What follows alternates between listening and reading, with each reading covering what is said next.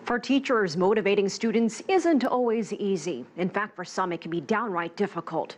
Students at one inner city high school in Phoenix, Arizona are struggling as everyday life can be more difficult than learning. But one teacher found a way to guide them toward their goals and dreams. As America's Now correspondent John Zarella reports, it began a decade ago by building robots.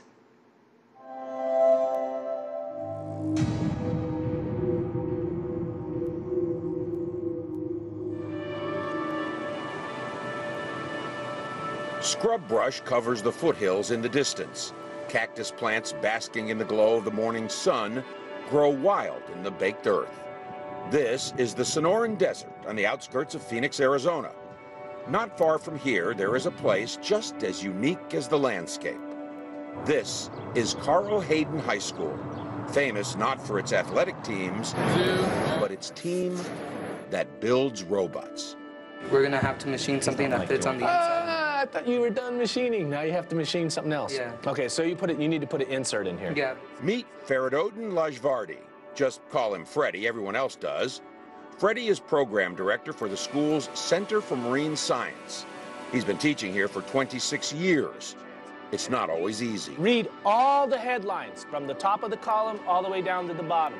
There are 2,000 students from inner city neighborhoods. Most are Latino. English for many is their second language. Some are undocumented immigrants illegally in the United States.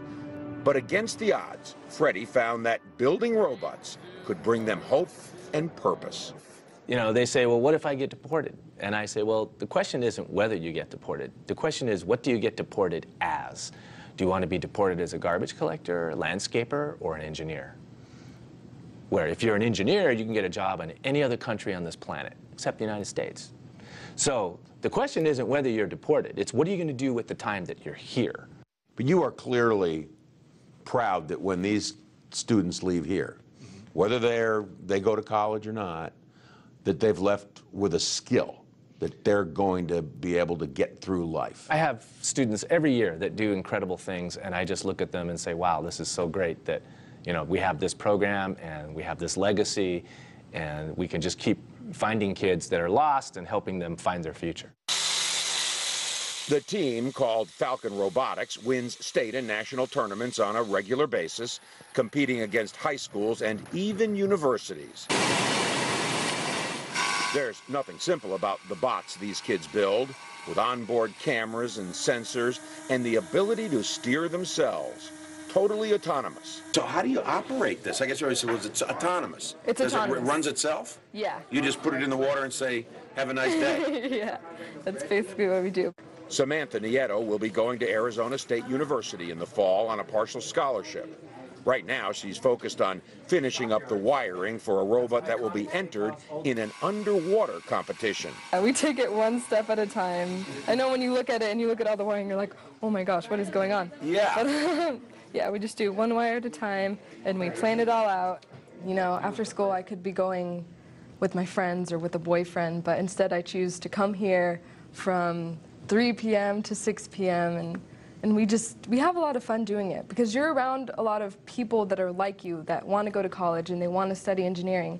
And I see that as, like, you know, that's a fun place to be. Armando Chavez, a senior, is working on another. This one will have to dodge obstacles and launch balls at targets, kind of like a video game on wheels.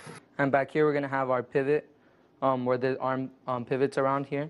And the ball, which is right there, you can pass me the ball. There's the ball, right? Yeah, It sits in here? Yeah, well, in the game, they call these boulders. So Okay. every boulder you score, you weaken the tower. Every student on the team is focused on planning, designing, making parts, testing, building, and looking not with fear, but with confidence at their futures. I'm in! A college acceptance has made Diana Valenzuela's day. Many of the students are the first generation in their family to go to college. Nearly every student who comes out of the school's robotics program goes to college. These success stories at Carl Hayden have not been lost on the community. Building these sophisticated robots can cost tens of thousands of dollars, money that comes from donations and fundraisers. People like Frank Newperker, himself an engineer and owner of his own company, volunteered time, resources, and knowledge. And these are all the parts that you got, but what's the catapult? Yeah, it's already done. We got these like 20 minutes ago. Nice and straight, right? I'm for the winning. I want to teach them to win because what we're doing is training them to be in a company, a small, stressed company that doesn't have enough money, doesn't have enough resources, maybe not even have enough information, that sort of thing. So you got to be smart in terms of how you work to come out on top, because if you don't, you could be looking for a new job. Some of the robots the students are working on will have up to $50,000 in parts in them. Some of the parts the students are 3D printing and machining themselves right here. It has come a very long way since a plastic robot named Stinky. The PVC glue that we were using is kind of pretty smelly when you open it up, and once you start gluing it together in a small room, and it's pretty stinky in there. Luis Saranda is one of 4 young men who more than a decade ago shattered expectations, broke stereotypes, and with their robot Stinky, laid the foundation for what the school robotics team is today. Luis had resident status in the United States. The other 3, Lorenzo Santillan, Oscar Vasquez, and Christian Arcega, were undocumented immigrants. They were Freddie's 2004 team, a dream team as it turned out. Lorenzo remembers joining, hoping it would keep him out of trouble. I was a bad grade student. I was getting into fights. I was also avoiding coming home because there was a lot of problems here. The team not only kept Lorenzo out of trouble, it made him part of history. Built with $800 and mostly spare parts, they entered Stinky into an underwater competition sponsored by NASA, the U.S. Space Agency. Their competitors were universities, including prestigious MIT, the Massachusetts Institute of Technology. The little robot that could, and the boys no one thought could, not only held their own, but did the unthinkable. They won. So how did winning this competition, beating MIT, change your lives? Overall, it just showed us to stand up for ourselves and to stand up for human rights overall. Even today, though, you're taking that message around the country wherever you go, right? Yeah, I'm sharing it because it's easy to forget that we don't have a lot of role models like we do, like who we are. So why not share our story? A story that has, there's no other way to put it, gone viral. There's a book, a documentary called Underwater Dreams, and even a movie starring George Lopez, who plays Freddy, called, of course, Spare Parts. You guys got some ground to make up. The other teams will have more money than you. So you're still short $432.54. And my man ate a couple ice creams on the way in. Can I have an ice cream? Too late. I already wrote the check.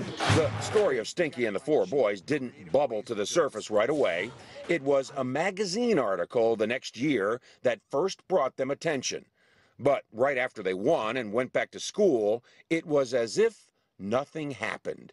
In fact, they even dismantled Stinky. In like our class, we weren't expecting Stinky to be recognized later. So we recycle all our ROVs, all our robots. So poor Stinky's gone. Stinky's frame's still there. That's about the only thing that survived. Everything else has been pretty much replaced. Today, Lorenzo travels the country telling their story, and he and Luis now have a startup catering business. Doing what they love, cooking. I hated my mom's cooking, especially on Thanksgiving.